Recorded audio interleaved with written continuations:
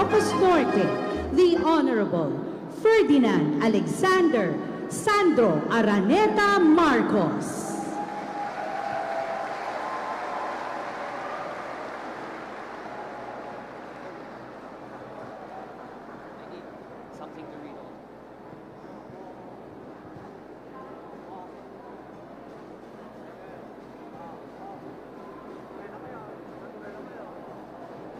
To administer his oath is Punong Barangay Edwin Vea of Barangay Pasngal, Bacara.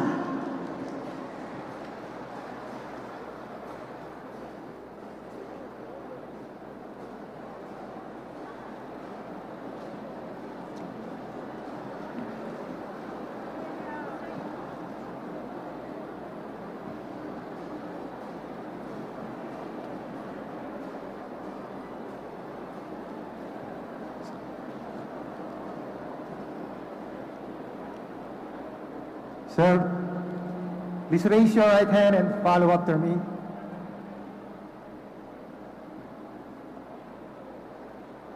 I state your name.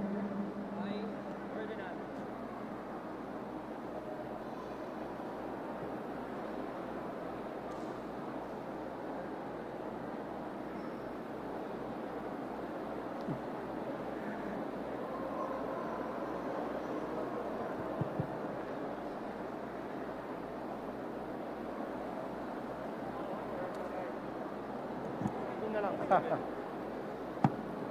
There we go. Again. I state your name, I, Ferdinand Alexander Araneta Marcos, having been elected to the position of, state your position and constitution. having been elected to the position of Member, House of Representatives, District 1, Province of Ilocos Norte, Do hereby solemnly swear do hereby solemnly swear that I will well and faithfully discharge, that I will well and faithfully discharge, to the best of my ability, to the best of my ability, the duties of my present position, the duties of my present position, and of all others I may hereafter hold and of all others I may hereafter hold, under the Republic of the Philippines. under the Republic of the Philippines. That I will support and defend the Constitution of the Philippines. That I will support and defend the Constitution of the Philippines. That I will bear true faith and allegiance to the same. That I will bear true faith and allegiance to the same. That I will obey the laws, That I will obey the laws, legal orders, and decrees legal orders, and decrees promulgated by the duly constituted authorities of the Republic of the Philippines. promulgated by the duly constituted authorities of the Republic of the Philippines. And that I impose this obligation upon myself And that I impose this obligation upon myself voluntarily without mental reservation or purpose of evasion. voluntarily without mental reservation or purpose of evasion. So help me God. So help me God. Congratulations, sir.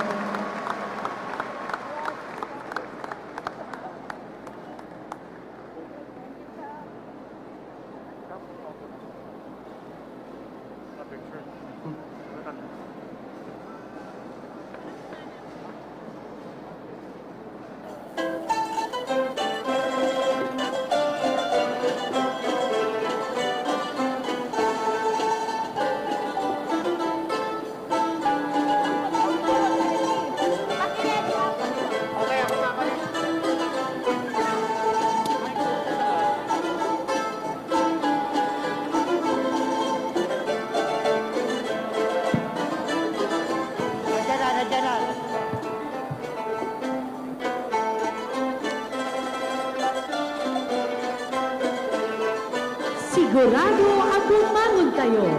Ladies and gentlemen, for this message, Congressman Ferdinand Alexander Sandro Araneta Marcos.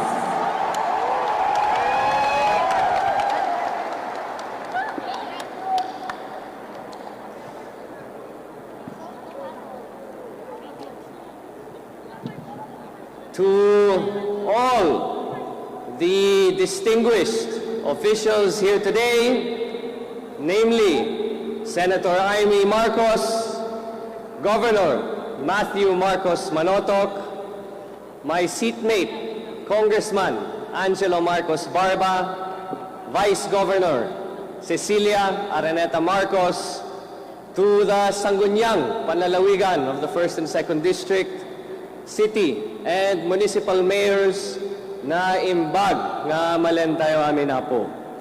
I stand before you a humble and grateful man, so I would like to start my speech with a message of thanks.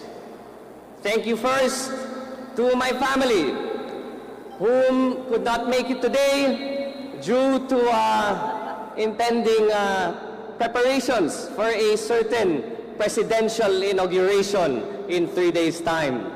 But I would like to thank them for their unwavering support, unwavering guidance, and constant push that they gave me throughout the campaign.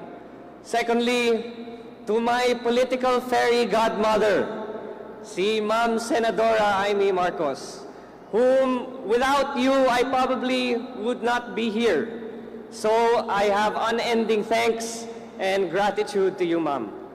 And of course, to my political kuya, Governor Matthew Marcos Manotoc, thank you, sir, for all the help you have given me, for all the guidance you have provided.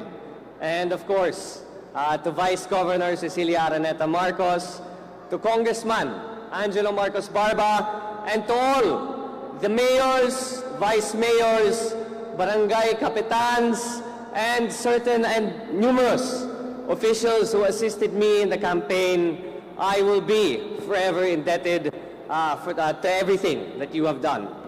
I must admit to all of you that the night before Election Day was a night filled with no sleep, lots of stress, lots of nervousness, and certainly a lot of anxiety. Naalala to ni Gov, pero nung madaling araw na, tinawagan ko siya at sinabi ko, tama ba yung desisyon ko na tumakbo bilang diputado iti unang distrito? Tama ba na ito ang naging desisyon namin?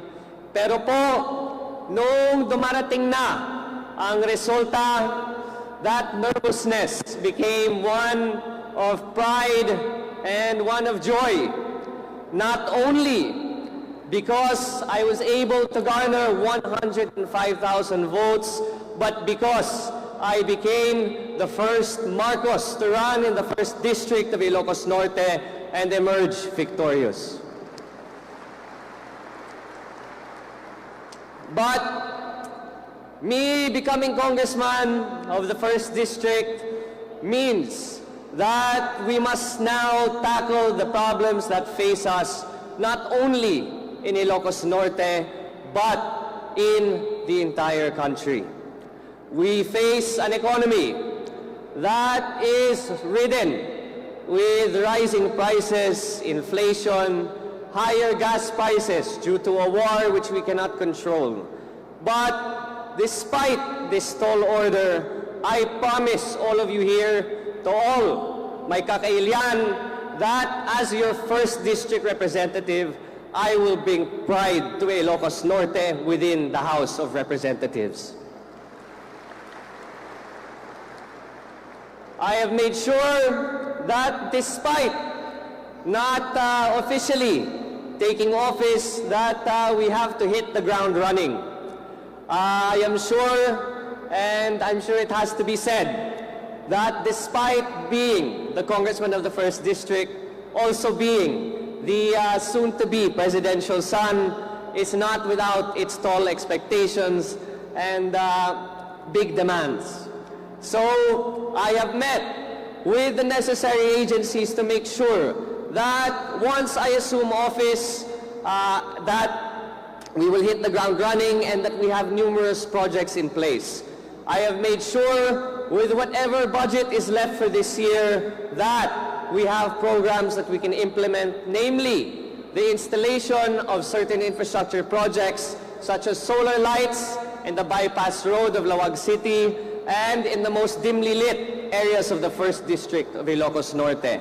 Secondly, to bring back the employment that we have lost due to the pandemic, I have reinitiated, after speaking with the Department of Labor and Employment, the government internship program, which has unfortunately taken a backstage in recent time, and that is to not only provide the short-term remedies that TUPAD would provide, but give a 6-month internship program to 18 to 30-year-old applicants to work in any agency of government in Ilocos Norte paid for by the district office.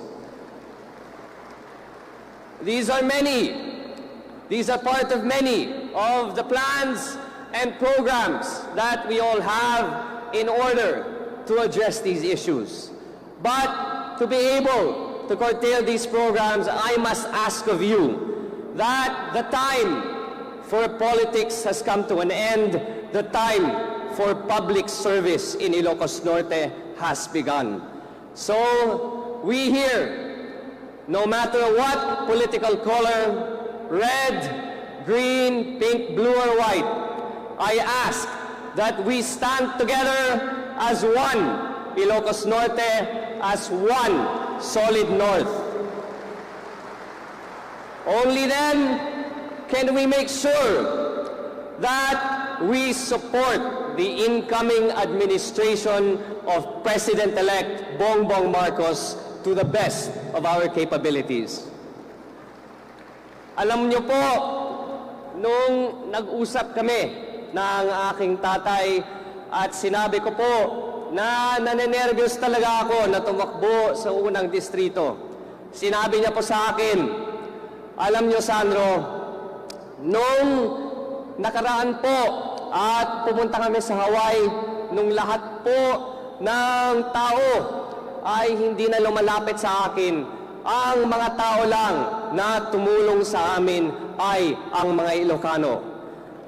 Kaya po, ang sinasabi ko ngayon, kailangan lahat po kayo rito ay naging kasama namin sa kahirapan.